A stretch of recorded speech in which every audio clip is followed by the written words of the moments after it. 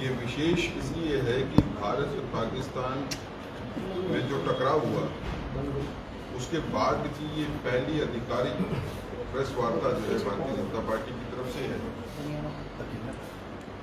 जिन दिनों हम टकराव में थे, युद्ध की स्थिति में थे, जिस बहादुरी से हमारी सेनाएं लड़ी और जिस तरह से हमने स्ट्रेटेजिक विक्ट्रीज हासिल की पाकिस्तान के ऊपर, जो लड़ाई टेरर के खिलाफ शुरू की थी, उस लड़ाई को जीत के हम बाहर आए हैं।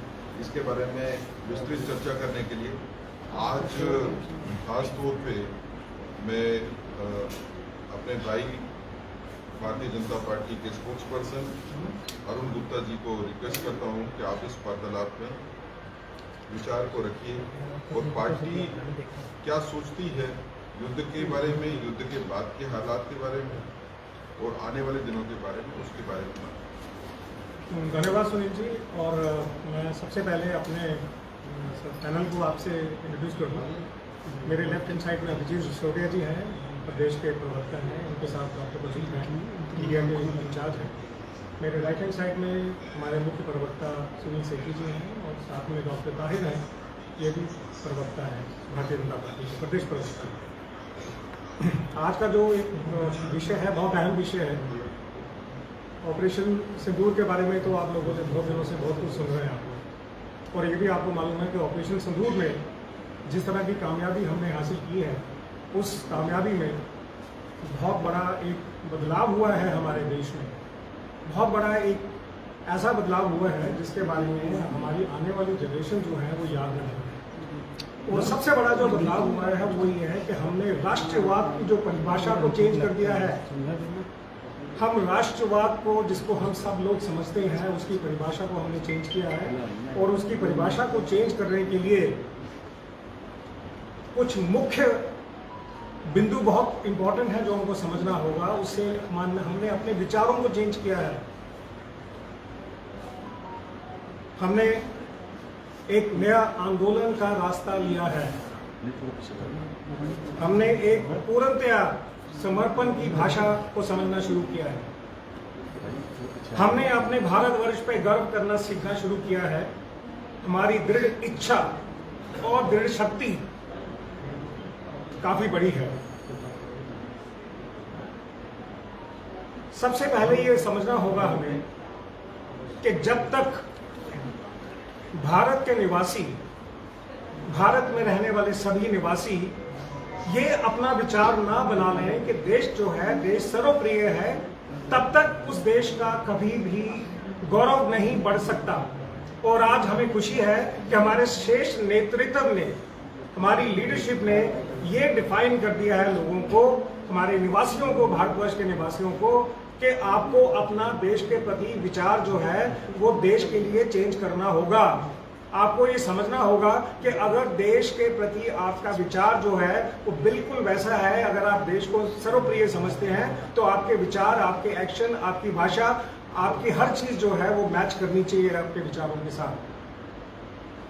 ये एक बहुत बड़ा बदलाव आया है हमारी सोच में, हमारे भारत के निवासियों में बहुत बड़ा बदलाव आया है। हम उस चीज के लिए भी तैयार हैं कि अगर देश की एक संपूर्ण करने के लिए, या देश को एक अच्छा बनाने के लिए, या देश की एक सिक्योरिटी के लिए अगर हमें उन तत्वों के साथ आंदोलन भी करना पड़ता है जो देश के खिलाफ चलते हैं, हम देश भारतवासी उसके लिए भी तैयार। क्योंकि आज तक ऐसा होता रहा, पहले भी होता रहा कि हम लोग जो है देश के प्रति, अगर कोई देश के खिलाफ भी बात करता है तो हम सुन लेते हैं। ये चीजें जो है अब नहीं सुनी जाएंगी। लोग तैयार हैं, लोग कहते हैं कि देश, तुम कुछ भी बात करो, इंटरनल पॉलिटिक्स करो, लेकिन देश के खिलाफ बात मत करो। देश के खिलाफ बात नहीं सुनी जाएगी। और ये एक तरीका है समझाने का कि आंदोलन जो है वो भी किया जा सकता है उन लोगों के प्रति जो देश के प्रति अपनी पूरी की पूरी वो रखते हैं, देश के प्रति जो है वो पूरी एक अपनी श्रद्धा रखते हैं और पूरी तरह से समर्पण करने को तैयार है। अगर आपने देखा होगा ऑपरेशन सिंदूर में, हालांकि लोगों को कठिनाइयां हुई, हालांकि लोगों के काफ़ी ऐसा कुछ हुआ है कि किसी के घरों में नुकसान हुआ, लोगों के लाइफ चली गई, लोगों के बहुत नुकसान हुआ, लेकिन उसके बावजूद भी पूर्णतया संपूर्ण जो समर्पण है वो पूरी तरह लोग आज तैयार हैं। और वो कहते हैं श्रेष्ठ नेतृत्व को कि आप भारत को आगे बढ़ाने के लिए कुछ भी करना चाहें, भारत को आगे बढ़ाने के लिए आप कोई भी कदम उठाना चाहें, हम आपके साथ हैं। ये पूर्णतया समर्पण है लोगों का भारत में, जो आज की एक बहुत बड़ा बदलाव है हमारे राष्ट्रवाद में, हमारी राष्ट्रवाद की सोच में बहुत बड़ा बदलाव है। और हमें गर्व है, हमें गर्व है भारतवासी होने का, हमें गर्व है ऐसे श्रेष्ठ नेतृत्व का जो हमारे ऊपर है, हमें गर्व है इस भारत में रहने का, हमें गर्व है उस चीज का कि आज हम पूरी तरह से सेफ हैं। हमें गर्व है उस बात का कि हमारी जो दृढ़ इच्छा है, हमारी जो दृढ़ शक्ति है, वो सारी की सारी हमें आती है हमारे श्रेष्ठ नेतृत्व से। और ये जो श्रेष्ठ नेतृत्व है यही हमें सिखाता है कि अगर आपके देश में कोई प्रॉब्लम आती है या देश की तरफ कोई गलत नजर से देखता है तो हम आखिरी छोर तक जाके उसका पीछा करके उसको खत्म कर देंगे।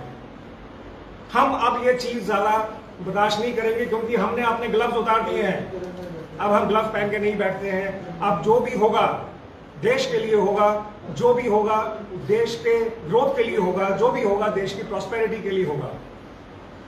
हमारे प्रधानमंत्री जी ने अपने भाषण में कहा है बहुत साफ साफ कि आज हम एक फिफ्थ इकोनॉमी में बैठे हैं, टॉप इकोनॉमी में। हमको आगे जाना है, हमको आगे बढ़ना है। हमें शोभा नहीं देता कि हम अपने पड़ोसियों से किसी तरह की कोई ऐसी बात करें। हमने हमेशा उनका साथ दिया है, लेकिन 2016 का अगर आप याद करें, 2019 का याद करें, 2025 का याद करें, हमने हमेशा संयम से काम लिया है।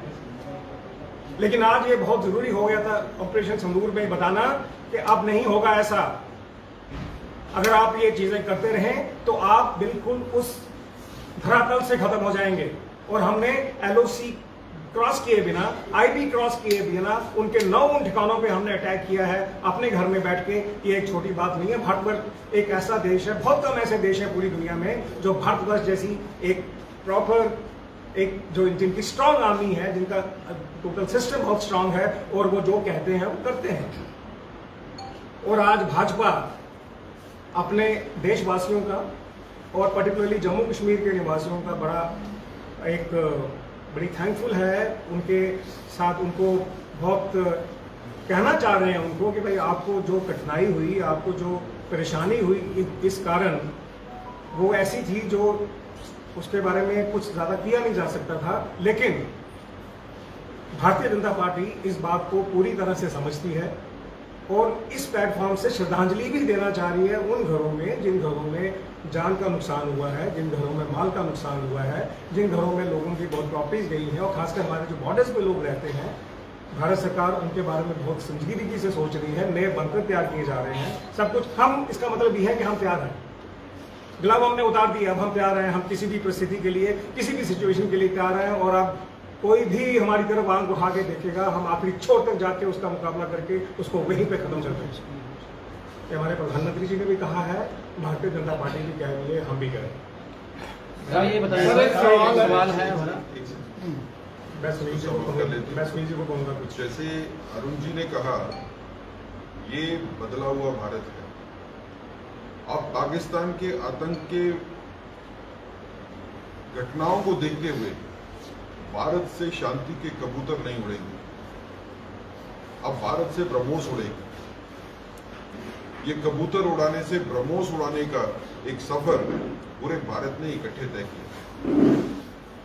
भारत ने यह भी बताया कि हमारी दुश्मनी पाकिस्तान के सिविलियन से नहीं है, जनता से नहीं है। हमने जनता को निशाना नहीं बनाया, जनता के ठिकानों को निशाना नहीं बनाया।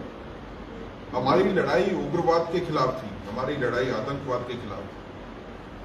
अगर आतंक भारत में फैलाया जाता है तो आतंकी को मारना जितना जरूरी है उससे ज्यादा जरूरी है आतंक को पनाह देने वाले, आतंक को भेजने वाले, आतंक के ट्रेनिंग सेंटर्स को खत्म करना।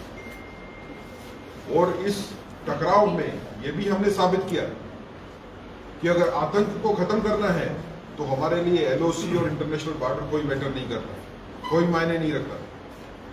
आतंक के खिलाफ लड़ाई करने के लिए हम अपनी धरती पे भी लड़ेंगे और भारत की धरती के बाहर भी जहां पे आतंकवाद को बढ़ावा दिया जाता है हिंदुस्तान में तबाही करने के लिए, हम कोई बॉर्डर, कोई एलओसी, कोई बाउंड्री नहीं मानेंगे। और अगर मारना होगा तो आतंक के ठिकानों पे भी मारेंगे, आतंकवादियों को भी मारेंगे। ये ठीक है कि इस टकराव में या युद्ध सी स्थिति में नुकसान हुआ, खासकर पुंछ और रजौरी के लोगों में काफी लोगों की जान गई। जितना देश को उसके बारे में चिंता है, अफसोस भी है, उतना ही ये भी सोच है कि एक बार मजबूती दिखाने के बाद ये हालात दोबारा नहीं बने। देखिए, आतंकवाद पूरे देश का दुश्मन है, पूरी इंसानियत का दुश्मन है। मोदी जी ने यह साफ कहा कि ऑपरेशन सिंदूर खत्म नहीं हुआ है, ऑपरेशन सिंदूर सिर्फ स्थगित हुआ है। ऑपरेशन चलता रहेगा। सीज फायर का मतलब यह नहीं है कि ऑपरेशन सिंदूर जो है वो बंद हो गया। ऑपरेशन सिंदूर का मतलब है आप आतंकवादी हमारे पास भेजोगे, हम आतंकवादियों के साथ साथ उनकी आकाओं को भी खत्म करेंगे। और जब हम आतंकवाद की आकाओं की बात करते हैं तो उनके ट्रेनिंग देने वाले, मोटिवेट करने वाले और वो सरकार जो उनको सपोर्ट करती है, वो सभी आतंक के आका हैं। ये पहली बार हुआ है कि हमने पाकिस्तान को घुटनों पे लाया, और पाकिस्तान को घुटनों पे लाया है ये साबित करके कि पाकिस्तान आया है सीज फायर करवाने के लिए इंडिया के पास। हम नहीं गए सीज फायर करवाने के लिए। पाकिस्तान के पास लड़ने की कैपेसिटी और कैपेबिलिटी नहीं थी। हमारी जितनी मिसाइल्स और ड्रोन गई वो कोई हवा में इंटरसेप्ट नहीं हुई, वो अभी सभी अपने अपने निशानों पे लगे। और पाकिस्तान से आई हुई जितनी ड्रोन्स और मिसाइल्स थी, मैक्सिमम हमने हवा में ही खत्म कर दिया। ये फर्क है तकनीक का, जो भारत के पास है और जो पाकिस्तान के पास है। चाइनीज टेक्नोलॉजी के ऊपर पाकिस्तान भारत से लड़ना चाहता है।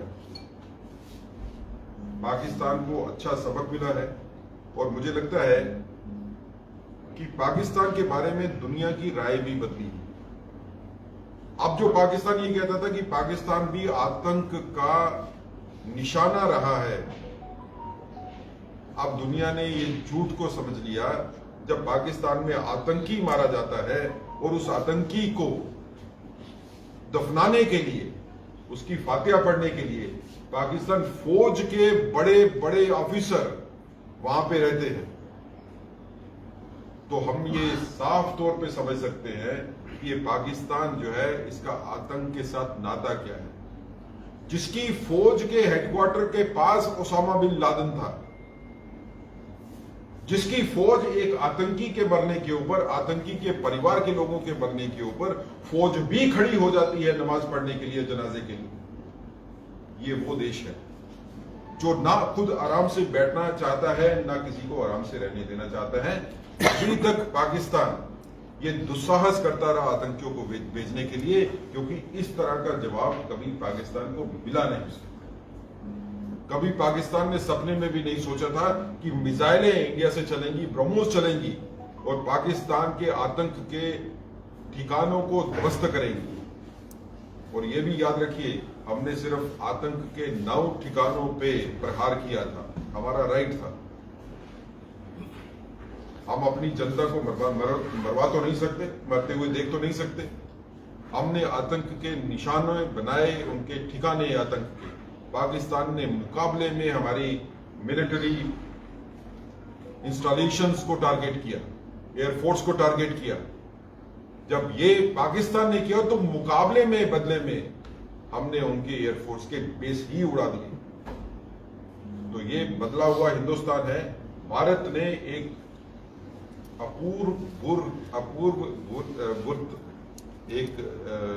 जीत जो है हासिल की है।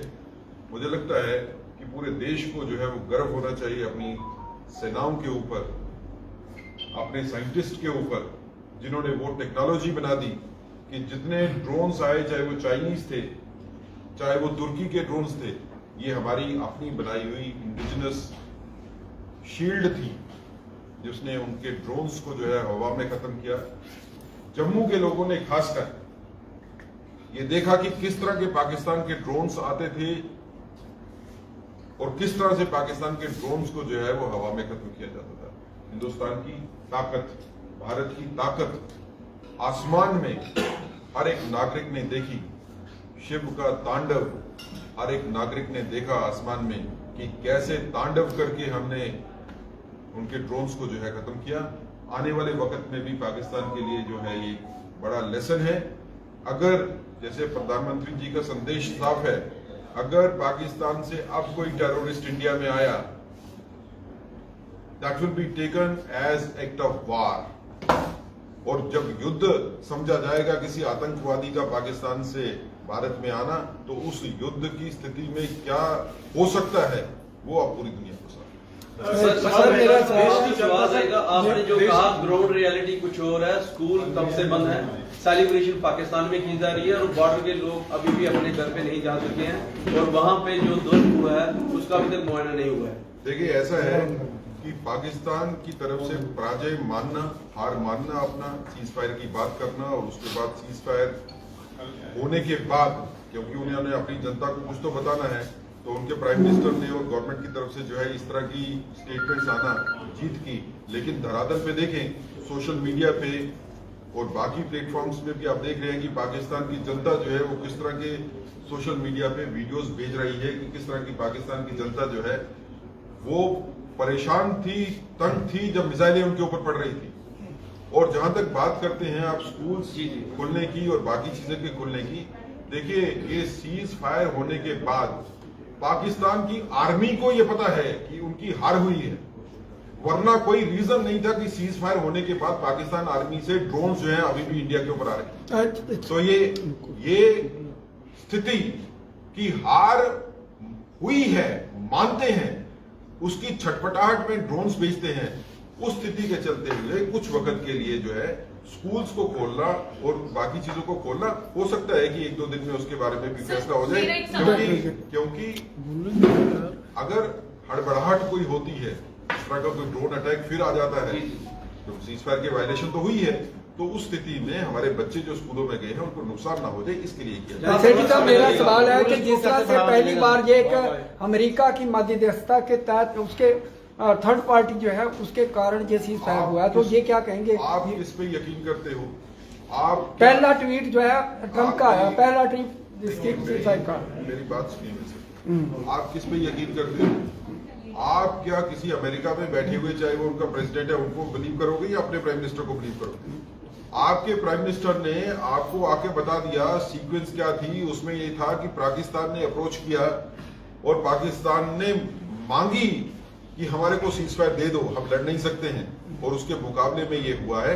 ट्वीट किसने पहले किया है, किसने बाद में किया है, उससे फर्क नहीं पड़ता। हम वो बिलीव करते हैं जो हमारे को हमारे आदरणीय प्रधानमंत्री जी ने कहा, वही सीक्वेंस है जिसमें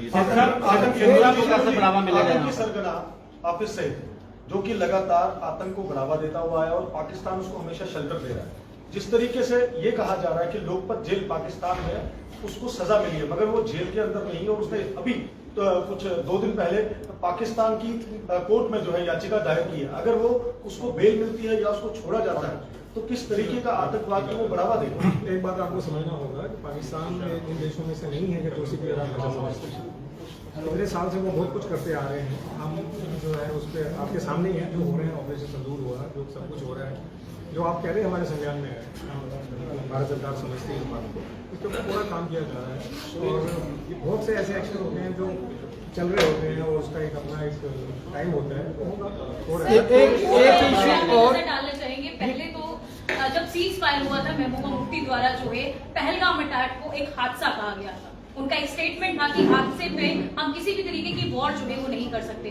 दूसरी ओर मोहम्मद अब्दुल्ला का भी इस समय ट्वीट जो है वो काफी ज्यादा वायरल होता हुआ नजर आ रहा है, जहां पर उनका ये कहना है कि वॉर जो है वो सोल्यूशन नहीं है। इन 2 स्टेटमेंट्स को किस तरीके से देखते हैं आप?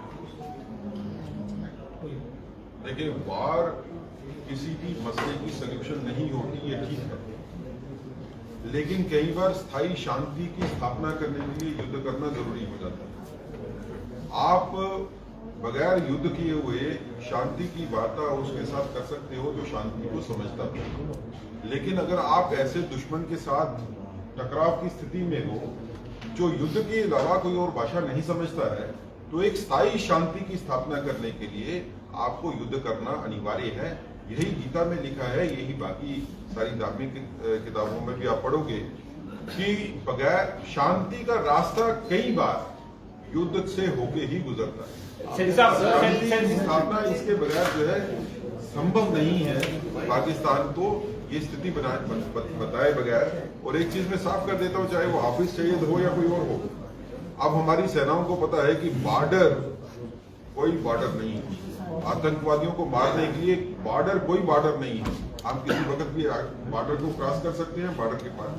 ये पहली बार जो है इंटरनेशनल लेवल जम्मू कश्मीर का मसला पहली बार जो है खत्म करने के लिए कोई भी बॉर्डर जो है वो आप नहीं देखा जाएगा। क्या मुल्क की सोवरेनिटी और इंटरनेशनल लॉ का आपको इसमें उल्लंघन नहीं दिखता? किसी मुल्क की सॉवरेनिटी को ऑनर तब किया जाता है दूसरे मुल्क की, अगर वो आपके मुल्क में आतंकवादी नहीं भेजता है। सॉवरेनिटी माने का ये मतलब नहीं है कि वो आतंकवादी भेजेगा और हम यहाँ से शांति के कबूतर उड़ाएंगे। आप कोई शांति के कबूतर नहीं उड़ाएंगे।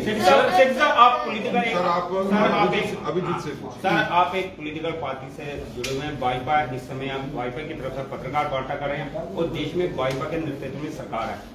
देश में आप सत्तारूढ़ दल से हैं और जम्मू कश्मीर में आप विपक्ष में हैं। इस पूरे जो 4-5 दिन का प्रकरण हुआ उसमें आप देश के नाते भाजपा विपक्ष की भूमिका उसे किस तरह से देखते हैं, और जम्मू कश्मीर में जो सरकार ने उमर अब्दुल्ला ने जिस तरह के दौरे किया उसे एज ए विपक्ष आप किस तरीके से देखते हैं? देखिए, सबसे पहली बात यह आती है कि मैं विपक्ष की भी सराहना करना चाहता हूं कि इस आपात की स्थिति के अंदर पूरा विपक्ष हमारे साथ खड़ा रहा और हम सब ने बता दिया कि जब भी कोई भारत माता की तरफ इस तरह से देखे या कोई दुस्साहस करेगा तो चाहे अपोजिशन हो चाहे रूलिंग पार्टी हो, हम सबके सब मिलकर दुश्मन के दांत खट्टे करना जानते हैं। और आपने भारत का पराक्रम यही से देख लिया कि 22 मिनटों के अंदर हमने बता दिया कि हम क्या कर सकते हैं। और आज जो हालत उनकी हुई है ये आपके सामने है और पूरी दुनिया ने भी भारत का लोहा मान लिया कि भारत ने जो जो पॉइंट चुने उसमें 1 इंच भी इधर से उधर नहीं हुआ और हमारी सारी की सारी मिसाइल और सभी चीजों ने डॉट उस जगह पे हिट किया है। आज पूरी दुनिया ने इस भारत की सराहना की इस चीज को कि हमने किसी सिविलियन को टारगेट नहीं किया, जबकि इस नापाक मुल्क ने यहाँ पर सिविलियंस को भी टारगेट किया था। ये फर्क है भारत में और बाकी देशों में। और भारतीय जनता पार्टी को भी मैं ये चीज कहता हूँ, हमारी जिस तरह से भारतीय जनता पार्टी के नेतृत्व ने और मोदी जी ने इस ऑपरेशन सिंदूर को सफलतापूर्व निभाया है, इसके लिए हम सराहना करने चाहेंगे अपने प्रधानमंत्री की भी और डिफेंस मिनिस्टर। गुप्ता साहब मेरा सवाल है, गुप्ता साहब मेरा सवाल है जी, सर 2 मिनट।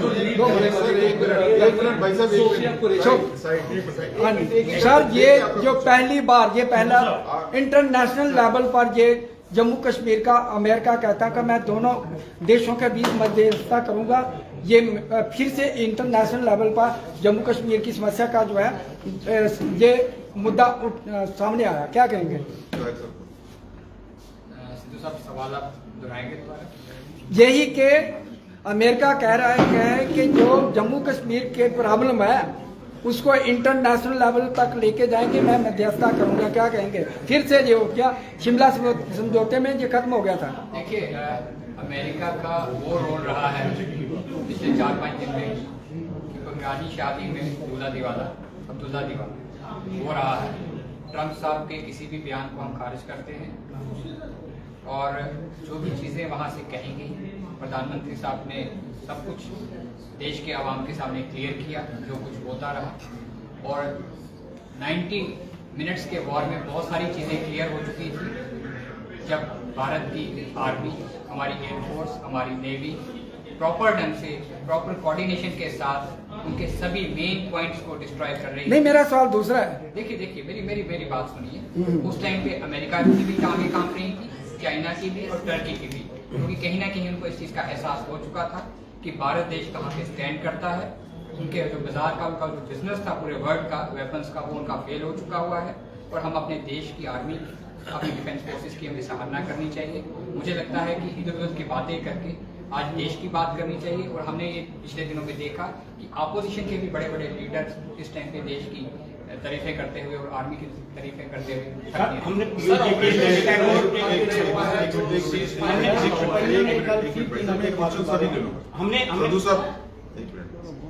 संधू साहब, ये हम बिल्कुल वाज़ेह करना चाहते हैं कि हिंदुस्तान और पाकिस्तान के वार्तालाप में कोई इंटरनेशनल मध्यस्थता भारत को स्वीकार्य नहीं।